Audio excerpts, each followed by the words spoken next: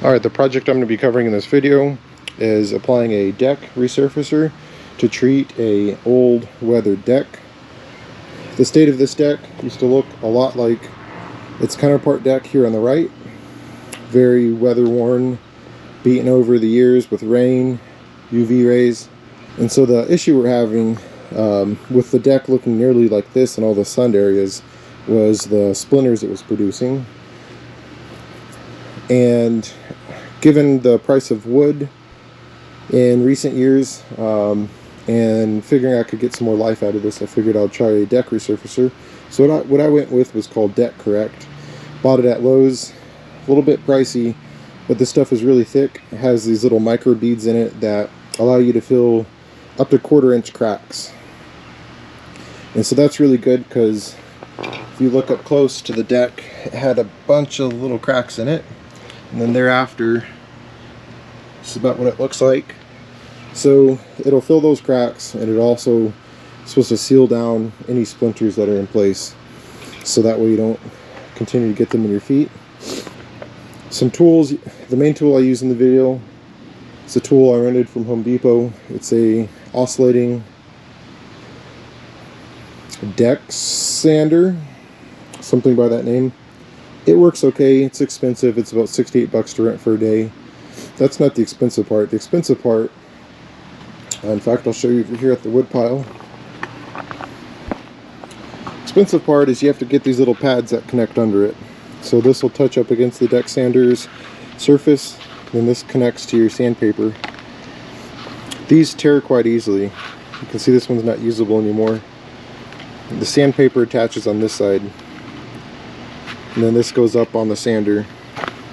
So these are the sandpaper strips made by Diablo. You can buy them in the same store that you rent the equipment. These are about $8 a piece, the pad itself. These are about $5 a piece. I used 14 of these on this rather small deck. This is only 19 by maybe 15. And I used 3 of these. Thankfully I had 4, ended up not using the 4th. Alright, so let's get this project on the way. If you have any questions, please post it in the comments, and I'll try to get back to you. Alright, something before you start sanding, you need to take an impact driver, and all of your screws that are throughout, you need to drive them further down if they're sticking up to where your finger can rub on them. They're a tripping hazard, and they'll wear down your sandpaper rather quick since they're metal. I'm gonna go ahead and start blowing this off.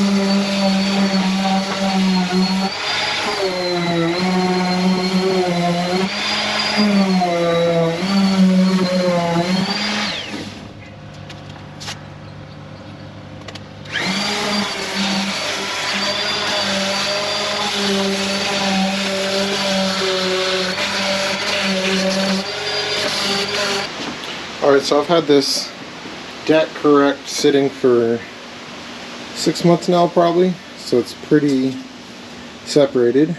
So I've got my drill, mix it up, hopefully don't make too big of a mess.